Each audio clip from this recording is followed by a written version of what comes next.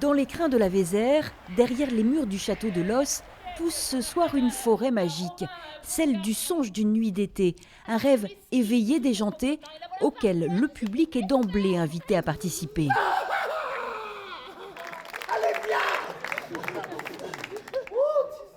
On a besoin de les amener plus près toujours de nous, de plus en plus près.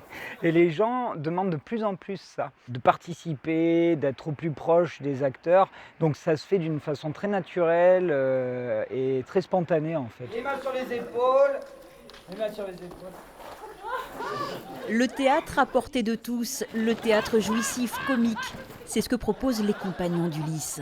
Permettez-moi, tout indigne que je sois, de vous suivre. Je vais te fuir et me cacher dans les forêts et t'abandonner à la merci des bêtes sauvages. La première étape, c'est d'abord la rendre accessible au public.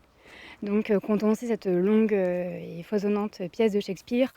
Et on y ajoute aussi une autre sauce avec nos questionnements par rapport à l'écologie et au réchauffement climatique, etc. Nous voyons changer les saisons, les gelées à tête blanche s'abattent sur le tendre giron de la rose pourpre. Volontairement messagers, délibérément déjantés, les comédiens font mouche. Grâce à cette plante. Un peu surpris de vivre cette expérience-là, mais voilà, très ravi d'avoir fait une expérience comme celle-ci.